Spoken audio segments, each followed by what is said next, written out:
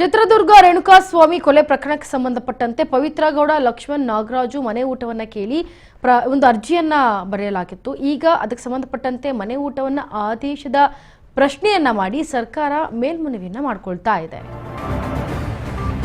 ಚಿತ್ರದುರ್ಗದ ರೇಣುಕಾಸ್ವಾಮಿ ಕೊಲೆ ಪ್ರಕರಣಕ್ಕೆ ಸಂಬಂಧಪಟ್ಟಂತೆ ಮನೆ ಊಟದ ಆದೇಶವನ್ನ ಪ್ರಶ್ನಿಸಿ ಸರ್ಕಾರ ಮೇಲ್ಮನವಿ ಮಾಡಿದೆ. ಪವಿತ್ರ ಗೌಡ ಲಕ್ಷ್ಮಣ್ ನಾಗರಾಜುಗೆ ಮನೆ ಊಟ ಯಾಕೆ ಅಂತ ಪ್ರಶ್ನಿಸಿ ಅರ್ಜಿಯನ್ನ ಮಾಡಿದ. ಅರ್ಜಿಗೆ ಲಕ್ಷ್ಮಣ್ ನಾಗರಾಜು ಪರ ವಕೀಲ ಸುನೀಲ್ ಆಕ್ಷೇಪವನ್ನ ಹೊರಹಾಕಿದ್ರು. ಜೈಲು ಕೈಪಿಡಿ ಪಾಲಿಸಬೇಕೆಂದು ಎಸ್ಪಿಪಿ ಪ್ರಸನ್ನ ಕುಮಾರ ಪ್ರತಿಕ್ರಿಯೆ ನೀಡಿದರು. ಮನೆ ಊಟದ ಬಗ್ಗೆ ಮಾರ್ಗಸೂಚಿ ಅಗತ್ಯವಂತ ಹೈಕೋರ್ಟ್ ತಿಳಿಸಿದೆ. ಆದರೆ ಸರ್ಕಾರಕ್ಕೆ ನ್ಯಾಯಾಧೀಶ ಎಂ ನಾಗಪ್ರಸನ್ನ ಅವರಿದ್ದಂತಹ ಹೈಕೋರ್ಟ್ ಪೀಠ ಆದೇಶವನ್ನು ಹೊರಡಿಸಿತು. ಏನು ಚಿತ್ರದುರ್ಗ ರೇಣುಕಾಸ್ವಾಮಿ ಕೊಲೆ ಪ್ರಕರಣಕ್ಕೆ ಸಂಬಂಧಪಟ್ಟಂತೆ ಇವರೆಲ್ಲರೂ ಜೈಲಿನಲ್ಲಿ ಸೆರೆವಾಸವನ್ನು ಅನುಭವಿಸ್ತಾ ಇದ್ದಾರೆ. ಮನೆ ಊಟ ಆದೇಶಿಸಿ ಪ್ರಶ್ನಿಸಿದ್ದಾರೆ ಸರ್ಕಾರ ಮೇಲ್ಮನವಿ. ಜೊತೆಗೆ ಪವಿತ್ರ ಗೌಡ ಲಕ್ಷ್ಮಣ್ ನಾಗರಾಜುಗೆ ಮನೆ ಊಟವನ್ನ ಪ್ರಶ್ನಿಸಿ ಅರ್ಜಿಯನ್ನ ಹಾಕಿದ್ರೆ, ಈ ಕಡೆ ಅರ್ಜಿಗೆ ಲಕ್ಷ್ಮಣ್ ನಾಗರಾಜು ಪರ ವಕೀಲರಾದಂತಹ ಸುನಿಲ್ ಆಕ್ಷೇಪವನ್ನ ಹೊರಹಾಕಿದ್ರು. ಜೊತೆಗೆ ಜೈಲು ಕೈಪಿಡಿ ಏನಿದೆ ಅದು ಪಾಲಿಸಬೇಕು ಅನ್ನೋದು ಎಸ್ಪಿಪಿ ಪ್ರಸನ್ನ ಕುಮಾರ ಪ್ರತಿಕ್ರಿಯೆ ಆಗಿತ್ತು. ಕೈದಿಗಳಿಗೆ ಸವಲತ್ತು ನೀಡುತ್ತಿದ್ರೆ ಮಾಹಿತಿ ನೀಡುವಂತೆ ಸೂಚನೆ ಕೂಡ ಕೊಟ್ಟಿದ್ದಾರೆ. ಇನ್ನು ಮನೆ ಊಟದ ಬಗ್ಗೆ ಮಾರ್ಗಸೂಚಿ ಅಗತ್ಯ ಅನ್ನೋದು ಹೈಕೋರ್ಟ್ ಹೇಳ್ತಾ ಇದೆ. ಅದು ನಮಗೆ ತಿಳಿಸ್ಕೊಡ್ಬೇಕು ನೀವು ಅನ್ನೋದು ಹೈಕೋರ್ಟ್ ಹೇಳ್ತಾ ಇದೆ. ಜೊತೆಗೆ ಸರ್ಕಾರಕ್ಕೆ ನ್ಯಾಯಾಧೀಶ ಎಂ ನಾಗಪ್ರಸನ್ನ ಅವರಿದ್ದಂತಹ ಹೈಕೋರ್ಟ್ ಪೀಠ ಇದೀಗ ಸೂಚನೆ ಕೊಟ್ಟಿದೆ. ಜೊತೆಗೆ ವಿಚಾರಣೆ ಸಂಬಂಧಪಟ್ಟಂತೆ ಫೆಬ್ರವರಿ 2ಕ್ಕೆ ಮುಂದೂಡಿದೆ ಹೈಕೋರ್ಟ್. ಇನ್ನೇನು ಆದೇಶಕ್ಕೆ ತಡೆ ವಿಸ್ತರಿಸಿದಂತಹ 57ನೇ ಸಿಸಿಎಚ್ ಕೋರ್ಟ್ನಲ್ಲಿ ಇದೀಗ ವಿಚಾರಣೆ ಫೆಬ್ರವರಿ 2ಕ್ಕೆ ಮುಂದೂಡಿಕೆ ಕೊಟ್ಟಿದೆ.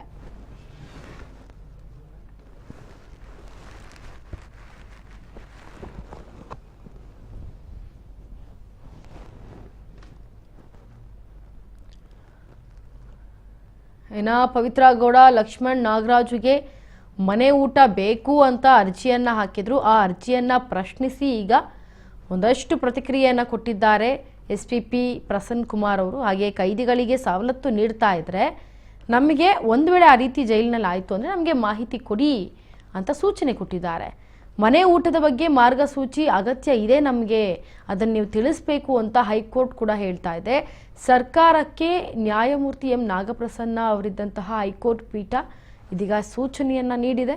ನಮಗೆ ಮನೆ ಊಟದ ಬಗ್ಗೆ ಅವ್ರು ಏನಾದರೂ ಕೇಳಿದ್ರೆ ಅಥವಾ ಏನಾದರೂ ಅಪ್ಡೇಟ್ಸ್ ಇದ್ದರೆ ಆ ಮಾರ್ಗಸೂಚಿನ ನಮಗೆ ತಿಳಿಸ್ಕೊಡ್ಬೇಕು, ನೀವು ಅಗತ್ಯವಿದೆ ಅನ್ನೋದನ್ನು ಹೇಳಲಾಗ್ತಾ ಇದೆ. ಇನ್ನು ವಿಚಾರಣೆ ಸಂಬಂಧಪಟ್ಟಂತೆ ಫೆಬ್ರವರಿ 2ಕ್ಕೆ ಮುಂದೂಡಲಾಗಿದೆ ಹೈಕೋರ್ಟ್. ಇನ್ನೇನು ಆದೇಶಕ್ಕೆ ತಡೆ ವಿಸ್ತರಿಸಿದಂತಹ 57ನೇ ಸಿಸಿಎಚ್ ಕೋರ್ಟ್ ಈಗ ಫೆಬ್ರವರಿ 2ಕ್ಕೆ ಮುಂದೂಡಿದೆ ಹೈಕೋರ್ಟ್ನ.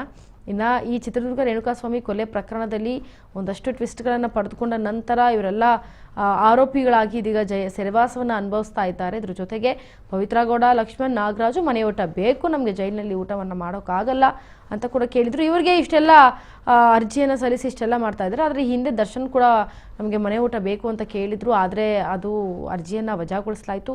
ಹಾಗೆ ಈಗ ಪವಿತ್ರ ಗೌಡ ಅವ್ರಿಗೂ ಕೂಡ ಏನಾಗುತ್ತೆ, ಅರ್ಜಿಯನ್ನು ವಜಾಗೊಳಿಸ್ತಾರಾ ಅಥವಾ ಅಪ್ರೂವಲ್ ಆಗುತ್ತಾ ಕಾದು ನೋಡಬೇಕಾಗತ್ತೆ. ಇದ್ರ ಬಗ್ಗೆ ಮತ್ತಷ್ಟು ಡೀಟೇಲ್ಸ್ ಕೊಡೋದಕ್ಕೆ ನಮ್ಮ ಜೊತೆ ಲೈವ್ನಲ್ಲಿ ಜಾಯಿನ್ ಆಗ್ತಾ ಇದ್ದಾರೆ ನಮ್ಮ ಪ್ರತಿನಿಧಿ ಶಿವು. ಶಿವು, ಮನೆ ಊಟವನ್ನು ಆದೇಶಿಸಿ ಪ್ರಶ್ನಿಸಿದೆ ಈಗ ಸರ್ಕಾರ, ಮೇಲ್ಮನವಿ ಕೂಡ ಕೊಟ್ಟಿದೆ. ಪವಿತ್ರ ಗೌಡ ಲಕ್ಷ್ಮಣ್ ನಾಗರಾಜುಗೆ ಹಾಗಿದ್ರೆ ಮನೆ ಊಟ ಸಿಗುತ್ತಾ ಅಂತ ಕೇಳ್ತಿಲ್ಲ, ನಿಮ್ಮ ಧ್ವನಿ ಕೇಳ್ತಾ ಇಲ್ಲ. ಈಗ ಕೇಳಿಸ್ತಾ ಇದ್ಯಾ? ಕೇಳ್ತಾ ಇದೆ. ಶಿವು, ಇದೀಗ ಮನೆ ಊಟವನ್ನ ಆದೇಶಿಸಿ ಪ್ರಶ್ನಿಸಿದೆ ಸರ್ಕಾರ, ಮೇಲ್ಮನವಿ ಕೂಡ ಕೊಟ್ಟಿದೆ. ಆದ್ರೆ ಪವಿತ್ರ ಗೌಡ ಲಕ್ಷ್ಮಣ್ ನಾಗರಾಜುಗೆ ಮನೆ ಊಟ ಸಿಗುತ್ತಾ ಅಂತ?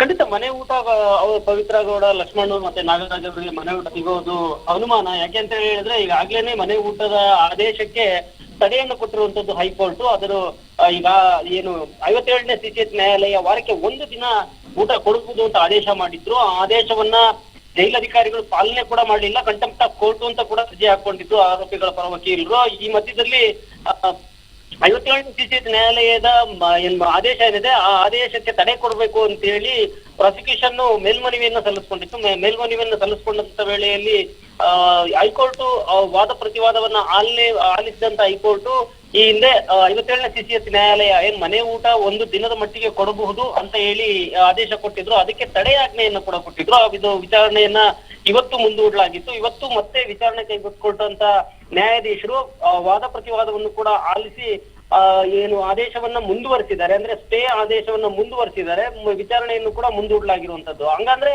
ದರ್ಶನ್ ಅಂಡ್ ಗ್ಯಾಂಗ್ಗೆ ಈ ವಾರಕ್ಕೊಮ್ಮೆ ಮನೆ ಊಟ ಕೊಡ್ಬೇಕು ಅನ್ನುವಂತ ಏನು ಮನವಿ ಇತ್ತು, ಕೊಡ್ಬೋದು ಅನ್ನುವಂತ ಆದೇಶ ಇತ್ತು, ಆ ಆದೇಶಕ್ಕೆ ತಡೆಯಾಜ್ಞೆಯನ್ನ ಮುಂದುವರಿಸಲಾಗಿದೆ ಇಂದಿರಾ.